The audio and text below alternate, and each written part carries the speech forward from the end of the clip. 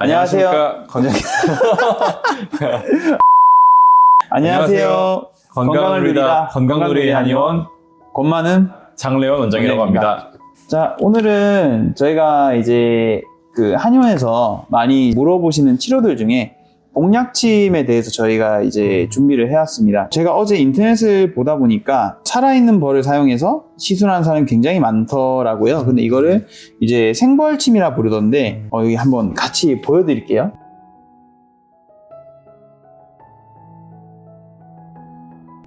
여러 가지 내용이 나오던데 여기 보면 이제 이걸 맞고 나서 하루 종일 몸살이 걸린 것처럼 아프고 탱탱 붓고 계속 이런 이제 반응들이 많이 나온다고 이야기 하시던데 원장님 이 부분에 대해서 어떻게 생각을 하십니까?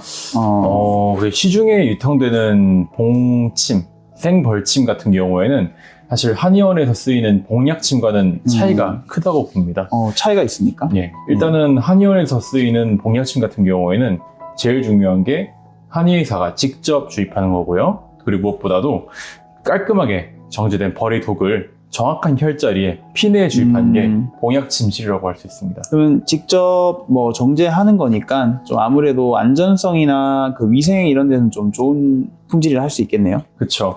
아무래도 좀 그 생벌침, 생봉침을 쓰는 경우에는 살아있는 벌을 직접 몸에 주입하는 행위다 보니까 살짝 위험할 수도 있고요. 그렇죠. 또 그리고 봉침의 농도가 계절에 따라서 벌에 따라서 농도가 좀 차이가 있을 수 있어요. 또 그것도 위험할 수 있고 무엇보다도 정제되지 않은 자연 상태의 약물을 인체에 주입한다는 게 또 심지어 잘못된 혈자리에 주입했을 경우 부작용도 정말 크게 올 수 있어서 매우 위험한 행위라고 볼 수 있습니다. 원장님 그러면 봉독을 이렇게 생벌로 이렇게 하는 행위가 아까 말씀하신 농도가 좀 다를 수 있다고 이야기를 하셨는데 네, 그 농도가 달라지는 게 좀 어떤 상황들인 겁니까? 농도가 달라지는 상황이 일단 벌마다 농도가 다를 수 있어요. 벌마다 다를 수 있는 게 그 벌이 수분을 많이 했던 벌일수록 봉독의 농도가 높아질 수가 있고요. 또 벌마다 다를 수 있는 것 또한 별개로 계절에 따라서도 벌의 농도가 다를 수 있습니다. 예를 들어서 봄이나 여름 같은 경우에 벌이 좀 더 왕성하게 활동하다 보니까 벌 봉침의 농도가 더 높고 반면에 겨울이나 가을 같은 경우에는 벌이 활동하지 않다 보니까 봉침의 농도가 좀 낮을 수도 있고요. 그래서 일반 시중에서 파는 봉침 같은 경우에는 그 농도가 어떻게 되는지 판매자도 알 수 없고 또 그걸 이용하는 사람도 알 수가 없기 때문에 대단히 위험할 수 있다고 보죠. 그러면 말씀하신 거에 따르면 벌독 자체가 나쁜 건 아닌데 저희가 정확하게 잘 지켜서 치료에 안전하게 시술할 수 있는데 벌 상태에 따라서 농도가 많이 달라진다는 말씀이신 거잖아요. 예, 그렇죠? 맞습니다. 그러면 한의원에서는 어떤 방식으로 정제를 해서 쓰는지 그거도 이제 아까 이야기 한번 해주셨는데 좀 자세하게 이야기 좀 해주실 수 있을까요? 일단 한의원에서 쓰이는 복약침 같은 경우에는 그 농도를 항상 일정하게 하기 위해서 20만 대 1, 10만 대 1, 뭐 1000대 1 이런 식으로 농도에 따라서 단계에 맞춰가지고 복약침을 주입해요. 그래서 일반적으로 시중에서 판매하는 생벌침 같은 경우에는 그 농도에 따라서 알 수가 없겠네요. 알 수 없기 때문에 저희는 농도에 따라서 낮은 단계부터 천천히 올라가면서 부작용을 최대한 줄일 수 있는 컨트롤을 하면서 치료하고 있습니다. 컨트롤 한다? 네. 그러네요. 원장님 그러면 저희가 이제 아까 말씀하신 것처럼 이제 그 농도가 조금 잘못되거나 이러면 위험할 수도 있을 것 같은데 네. 위험한 상황이 생기면은 안 되잖아요. 그래서 맞습니다. 거기에 대해서 한의원에서 하는 행위들이 있습니까 혹시? 일단 저희는 복약침 시술을 할 때 네. 제일 낮은 단계부터 차근차근 위로 올라가면서 진행하는데 농도를 조절해서 네네. 원액이 거의 1000대 1이라 볼 수 있어요. 근데 그리고 저희는 가장 낮은 단계인 20만 대 1부터 희석된 복약침으로 한 단계 한 단계씩 올라가면서 치료를 합니다. 그리고 또 만약에 20만 대 1로 시행을 할 때 목이 물린 정도의 가려움이 있다. 그 정도는 이제 자연스러운 인체의 면역 반응에 의해서 가려운 거라서 부작용이 그렇게 큰 게 아니고 오히려 자연스럽게 치료되는 과정이니까 너무 걱정하지 않으셔도 좋을 것 같습니다. 그 기준이 되게 중요할 것 같은데 그러면 말씀하신 것처럼 목이 물린 정도로 살짝 가려운 거는 네. 괜찮다는 말씀이잖아요. 그렇죠? 네, 맞습니다. 정상적인 반응이라 볼 수 있나요? 예. 그러면 이게 얼만큼까지 이제 가려운 게 정상 범위를 보는 겁니까? 시간도 있을 것 같아요. 이게 부위마다 다른데요. 일반적으로 이제 목이나 체간, 몸통 같은 경우에는 하루에서 이틀 정도 가려우시면 정상 범위다. 하지만 이제 손목이나 발, 무릎 이런 하지 관절 쪽에는 3시간 정도 가려운 게 정상이라고 볼 수 있습니다. 아, 그러면 만약에 이게 사지관절에다가 이제 복약침을 했는데 만약에 가려운 게 뭐 10시간씩 이렇게 간다. 온종일 가렵다. 이러면은 좀 농도가 문제가 있다고 보는 겁니까? 그렇죠. 약간 아무리 과량 주입됐다거나 농도가 좀 높은 단계로 돌아갔거나 그럴 수 있는데 일단 제일 낮은 단계에서 시작됐을 경우에는 그 정도로 가려운 적은 거의 없고요.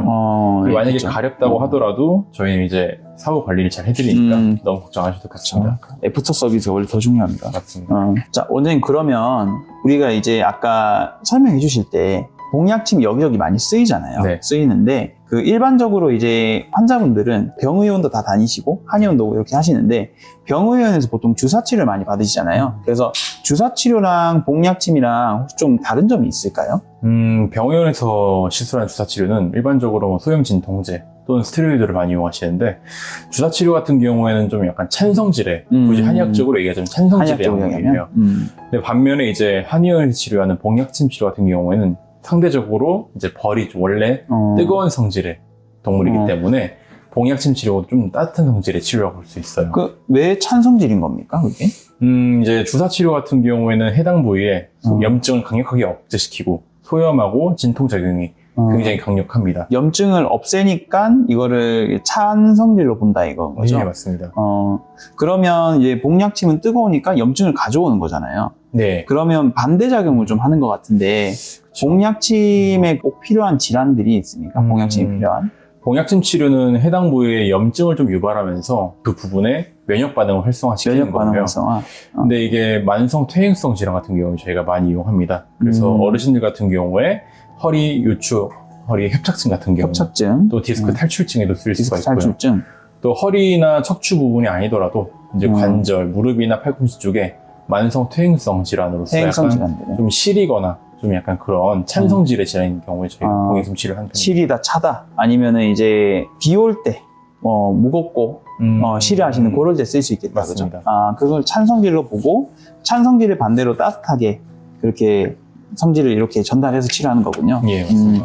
그렇군요.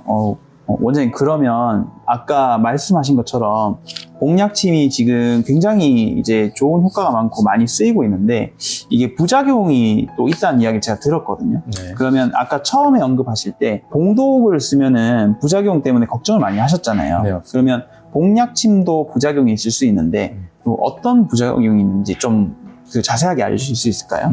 일반적으로 저희는 이제 복약침 치료를 하루에도 수십 회를 진행하는데 가장 많이 부작용 호소하시는 게 가려움증이라고 볼 수 있어요. 근데 이제 목이 몰린 거 이상으로 가려움이 심하시거나 그리고 가려움과 더불어서 해당 부위에 발적이 있고 붉게 달아오는 경우가 가장 흔하고 어떻게 보면 좀 가장 일반적인 부작용이라고 볼 수 있습니다. 근데 아까 그 작용이 있어야 되는 거 아닌가요? 맞습니다. 근데 시간을 아까 이야기해 주셨죠. 맞아요.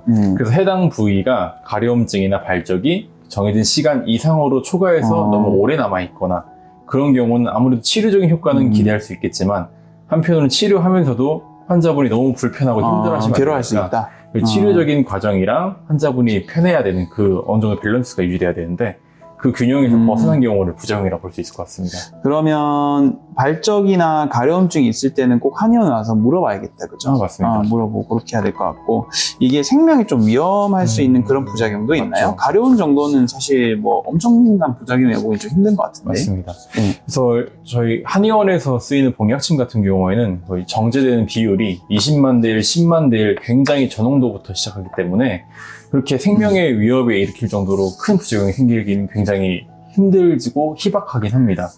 근데 만에 하나 약간 부작용이 있다면은 이제 복약침에서 성분이 이제 아나필락시스라는 부작용을 유발할 수 있는데 가장 큰 부작용이 이제 호흡급 마비라고 해서 이제 숨 쉬는 게 좀 약간 어려워지고 곤란해지는 쉽게 말해서 기도가 약간 기도 근육이 좀 마비가 된 느낌이라고 볼 수 있을 것 같아요. 그러면 숨쉬기가 힘들겠네요. 그건 좀 맞습니다. 위험할 수 있겠네요. 네. 그때는 응급조치를 해야 되는 거죠? 네, 맞습니다. 그리고 또 네. 응급조치가 일반적으로 복약침 시술했을 때 그런 부작용의 반응이 15분 이내에 빠르게 일어나는 편입니다. 그렇구나. 그렇기 때문에 침 치료하면서 복약침 치료하면서 한의원 내에 있는 동안에 어지간하면 다 부작용 반응이 먼저 일어나기 때문에 원내에서 부작용이 생기면 저희가 적극적으로 빠르게 치료 도와줄 수 있어 상대적으로 좀 더 안전하다고 볼 수 있습니다. 결국에 한의원에서 하는 복약침은 안전한 시스템 속에서 이렇게 이루어지는 거네요. 맞습니다. 그러면 역시 복약침은 한의원에서 하는 게 맞겠군요. 그렇죠. 아무래도 원외에서 치료받게 되면은 부작용 컨트롤이 되게 어렵기 때문에 또 적극적으로 대응하기 어렵기 때문에 한의원 내에서 치료받다가 부작용이 생기시더라도 저희가 빠르게 바로 도와드릴 수 있는 환경이 구축되어 있습니다.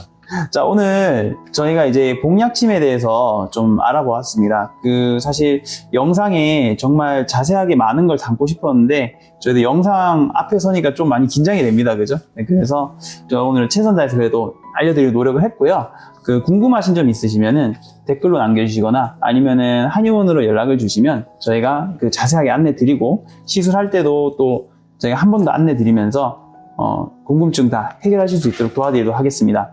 오늘 이렇게 저희 마무리하고 구독, 좋아요. 알람 설정까지 부탁드리겠습니다.